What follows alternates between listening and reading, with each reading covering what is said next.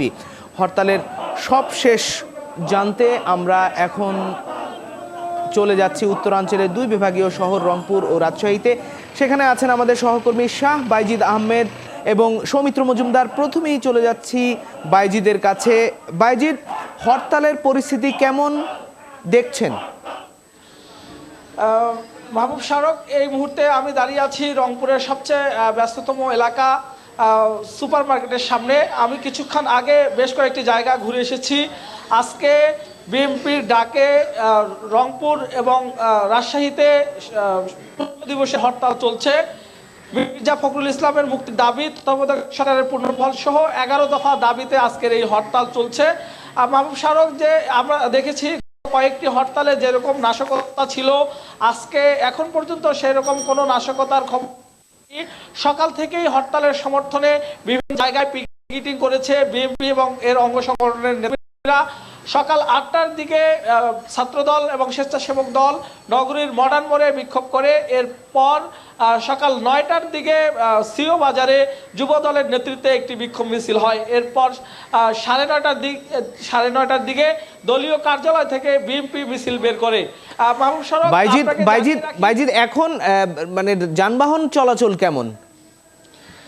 সকাল থেকে আজকের এই হরতালে ছোট ছোট যানবাহন চলতে দেখা গেলেও ভারী এবং মাঝারি যানবাহন চলতে দেখা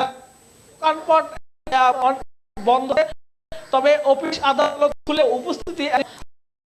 আরেকটি বিষয় আপনাকে জানিয়ে রাখি যে আজকের এই হরতালে রংপুরের সমর্থন দিয়েছে 18 দলীয় জোটের অন্যান্য দলগুলো। শাহ বাইজিদ, আপনাকে ধন্যবাদ। এবার আমরা রাজশাহীতে চলে যাচ্ছি। সেখানে আছেন আমাদের সহকর্মী সৌমিত্র মজুমদার। সৌমিত্র, রাজশাহীতে হরতাল কেমন দেখছেন, পরিস্থিতি কেমন?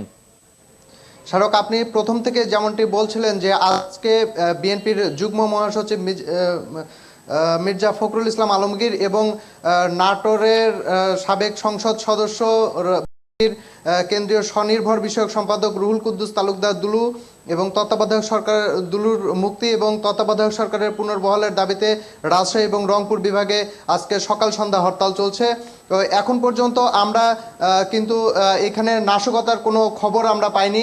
কোনো ধরনের পিকেটিং বা ভাঙচুরের কোনো খবর আমাদের কাছে এখনও এসে পৌঁছায়নি। তবে রংপুরে আমরা যেমনটি জানতে পেরেছি যে সেখানে 18 দলীয় জোটের অন্যতম সব শরিকগুলো বিএনপির আজকের এই হরতালে সমর্থন দিয়েছে। কিন্তু রাজশাহীতে কিন্তু এখনও যে 18 দলীয় জোটের শরিক দলগুলো কিন্তু এখনও বিএনপির আজকের এই হরতালে সমর্থন দেয়নি। স্মারক। সৌমিত্র, আপনাকে ধন্যবাদ। একই সাথে শাহ বাইজিদ আহমেদ রংপুর থেকে যিনি যোগ দিয়েছিলেন সহকর্মী, তাকেও ধন্যবাদ জানাচ্ছি। চলে যাচ্ছে অন্য খবরে। প্রধানমন্ত্রী